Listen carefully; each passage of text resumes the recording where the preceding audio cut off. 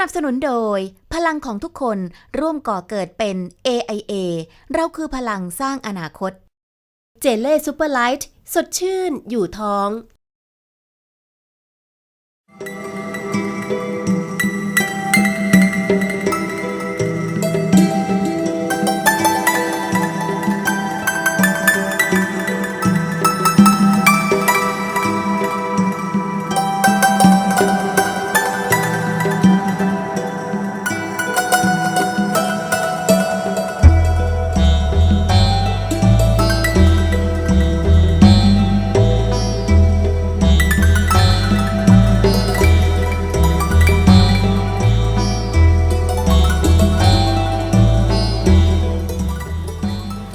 สวัสดีค่ะวันนี้แบงโก้พาคุณผู้ชมมาที่สถานปฏิบัติธรรมชั่วคราวนะคะที่อำเภอปากช่องจังหวัดนครราชสีมาค่ะ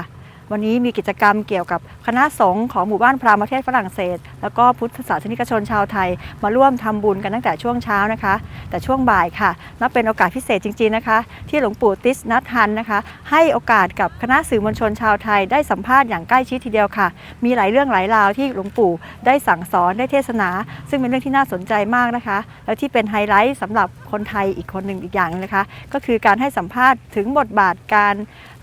รทำงานของสื่อมวลชนชาวไทยค่ะแล้วก็บทบาทที่ท่านเคยเป็นนักข่าวด้วยนะคะจะน่าสนใจขนาดไหนต้องไปติดตามกันค่ะชื่อนันทพร ไวยสยสุวรรณนะคะจาก Bango ทีวีค่ะอยากจะเรียนถามหลวงปู่ว่าชีวิตของคนทำหน้าที่สื่อมวลชนนะคะบางทีต้องวิ่งกับแข่งกับเวลานะคะแข่งกับเวลาแล้วก็อ่อนไหวไปกับกระแสข่าวที่เกิดขึ้นแบบอย่างรวดเร็วมากเราควรที่จะทำตัวยังไงบ้างอยากขอคำแนะนำจากหลวงปู่ค่ะI was also kind of journalist. I was editor of several magazines, Buddhist and so on. หลวงปู่เล่าให้ฟังว่าตอนที่หลวงปู่ยังเป็นหนุ่มนะคะหลวงปู่ก็เหมือนกับเป็นเหมือนกับนักข่าวเช่นเดียวกันท่านเป็นบรรณาธิการบริหารให้กับแมกกาซีนในพุทธศาสนา I wrote under many names. เวลาหลวงปู่เขียนบทความก็ใช้นามปากกาหลายนามมากเลยค่ะ And thanks to that I was able to communicate with many people, especially among the younger generation. เพราะว่าที่หลวงปู่ทำเช่นนั้นก็ทำให้หลวงปู่ได้มีโอกาสที่จะสื่อสารกับคนมากมายโดยเฉพาะคนหนุ่มสาวคนรุ่นใหม่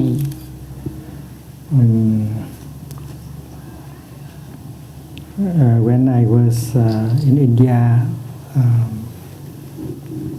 before last year, 2 years ago, I was invited by the Times of India to be guest editor for one day. เมื่อ3 ปีก่อนหลวงปู่ได้ไปนำภาวนาที่ประเทศอินเดียนะคะ Times ของอินเดียก็ได้นิมนต์หลวงปู่ให้เป็นบรรณาธิการอยู่1 วัน And that was the day of Mahatma Gandhi's anniversary, and the edition of that day is called Peace Edition. Peace Edition. ในวันนั้นนะคะก็เป็นวันครบรอบระลึกถึงท่านมหาตมะคันธีค่ะแล้วก็วันนั้นก็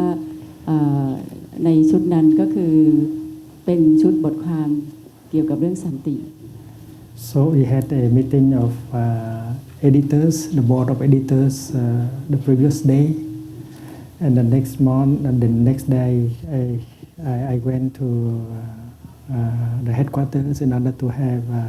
another meeting with the board of editors. มันก็ได้มีการประชุมกับคณะบรรณาธิการบริหารของ Times นะคะแล้วก็ในบทความที่จะเขียนเกี่ยวกับเรื่องสันติในวันต่อไปท่านก็ได้มีโอกาสเข้าไปประชุมกับระดับบริหารระดับที่ปรึกษาของบรรณาธิการนั้น And I was accompanied by many monks and nuns who were capable of writing articles. และท่านก็ได้ไปร่วมกับบรรดาพระภิกษุภิกษุณีหลายๆรูปที่มีความสามารถในการเขียนบทความเช่นเดียวกัน And we offer many articles on peace, reconciliation,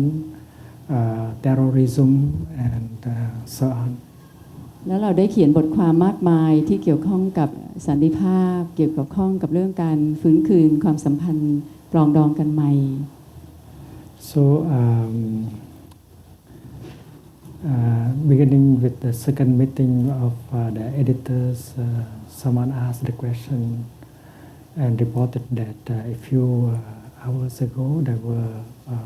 bombs exploding and that shook the whole of India mentally. And the question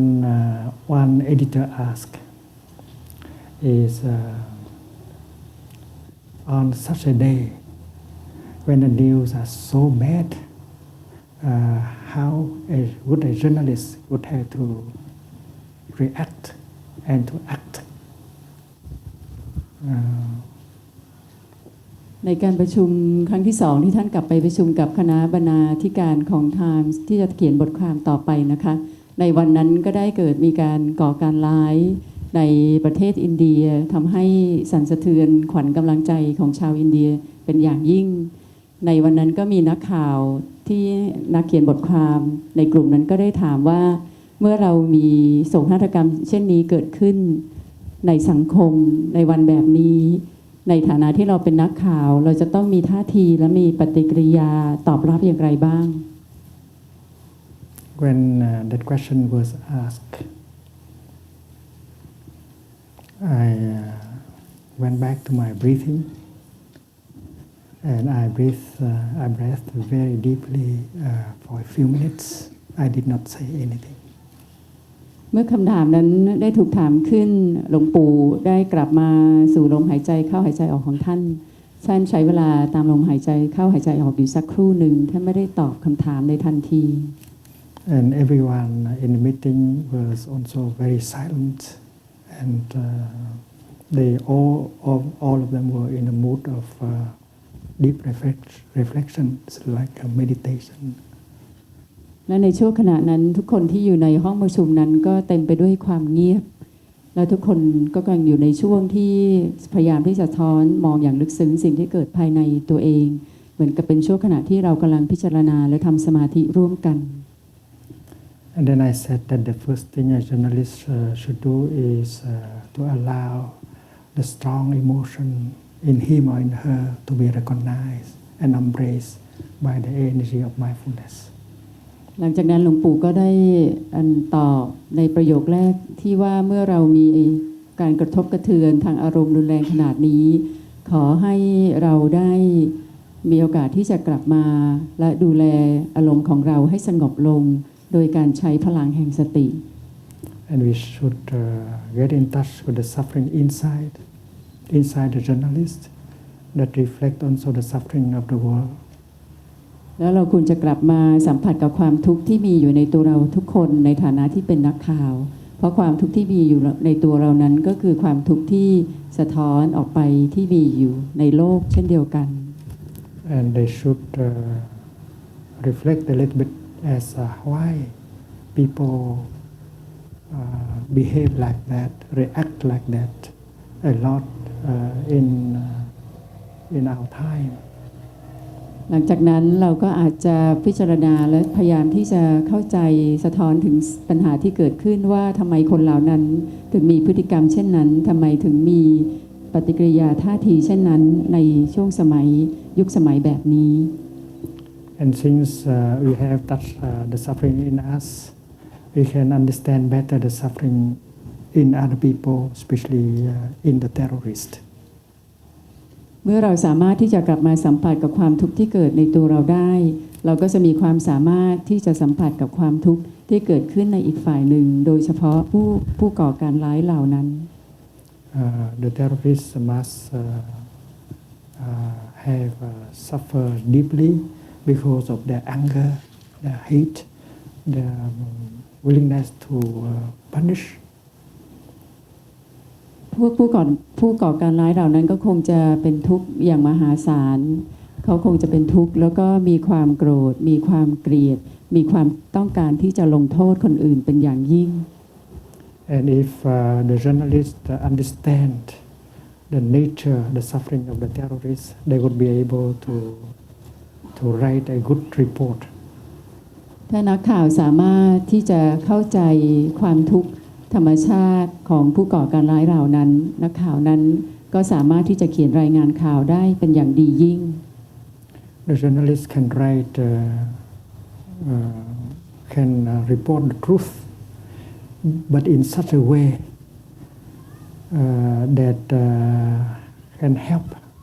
the readers to understand the situation and not to be pulled away by their anger, their fear, their despair. นักข่าวนั้นมีความสามารถที่จะเขียนรายงานในวิถีที่ทำให้ผู้อ่านนั้นสามารถที่จะเข้าใจสถานการณ์และสิ่งที่เกิดขึ้นและไม่ไปทำให้เกิดการยุยงให้ผู้อ่านถูกดึงไปกับความโกรธความเกลียดความแบ่งแยกความสิ้นหวังทั้งหลาย Because in everyone there is a seed of fear, anger, despair, hate, and if we allow that these seeds to be watered, we'll be victims of our fear, our anger, and hate, and that will be very dangerous to our situation when that kind of fear, anger, hate become collective. เพราะว่าพวกเราทุกคนนั้นมีเมล็ดพันธุ์แห่งความกลัวความโกรธความเกลียดความท้อแท้สิ้นหวังถ้าเราปล่อยให้เมล็ดพันธุ์เหล่านั้นได้รับการรดน้ำอยู่เสมอเราก็จะตกเป็นเหยื่อของเมล็ดพันธุ์แห่งความกลัวความโกรธความเกลียดความสิ้นหวังเหล่านั้นแล้วมันจะเป็นสิ่งที่อันตรายมากเมื่อคนในสังคมส่วนใหญ่มีพลังเช่นนั้นทำให้กลายเป็นพลังร่วมในสังคมซึ่งเป็นสิ่งที่อันตราย And if the journalists write on the base of his or her compassion, understanding, and love, they will not water the negative seeds in those who read them. ถ้านักข่าวมีความสามารถที่จะเข้าใจในสถานการณ์นั้นเขาจะสามารถเขียนด้วยความกรุณาด้วยความเข้าใจด้วยความรักเราจะไม่ปล่อยให้เมล็ดพันธุ์ที่ไม่ดีเหล่านั้นได้รับการรดน้ำการเขียนเช่นนั้นก็จะทำให้เราช่วยคนอื่นและช่วยสังคมได้เป็นอย่างยิ่ง Journalists can write, can report in such a way that they could prevent the collective energy of fear, anger, and despair to happen. นักข่าวนั้นควรจะเขียนในวิธีที่จะทำอย่างไรที่จะปกป้องไม่ให้ความกลัวความเกลียดความโกรธความท้อแท้นั้นเกิดขึ้น